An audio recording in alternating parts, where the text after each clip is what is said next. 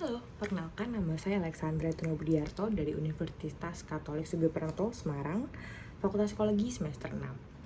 Yang paling saya sukai dari inovasi Google adalah AI Gemini, di mana bagi saya sebagai mahasiswa psikologi yang aktif juga sebagai kapten di salah satu organisasi Student Friends Marketing Promotion Unika, Gemini bukan sekedar AI, tapi menurut saya jadi partner diskusi. Hampir setiap hari saya gunain bukan cuma untuk tugas, tapi juga sekedar untuk buat brainstorming ide-ide kreatif. Jujur, dengan adanya Gemini ini, saya sangat terbantu untuk memperluas kapasitas berpikir agar lebih kreatif dan solutif. Kalau saya bikin event bertema tech and chill di kampus, kegiatan yang saya rancang namanya akan berupa collab or collapse, di mana ini isinya sebuah games yang akan sasarannya ke organisasi tadi, yaitu Student Friends, di mana nanti di dalam games ini acaranya akan dibuka dengan pembagian dinamika kelompok. Nah, nanti di sini saya akan memberikan sebuah study case untuk teman-teman Student Friends, di mana mereka akan saya minta untuk menyusun materi promosi ke SMA dalam waktu 15 menit di Google Docs.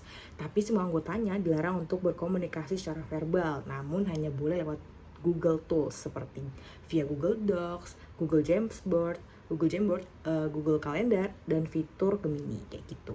Di tengah game saya akan setting di mana satu anggota tim akan kehilangan akses di Google Docs-nya. Setelah game selesai, saya akan tanya kepada beberapa kelompok, gimana tadi tanpa Google Tools? Kalian bisa nggak nyelesain misinya? Dan ketika ada gangguan, apa yang pertama kali kalian rasain? Kayak gitu.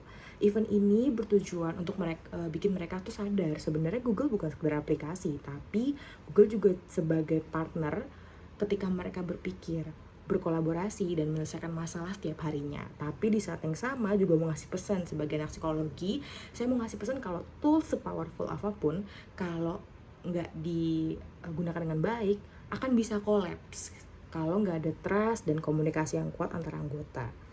Lanjut ke cerita soal berpikir out of the box, saya dulu pernah ditugaskan untuk ke 10 SMA di Provinsi Jawa Barat secara roadshow.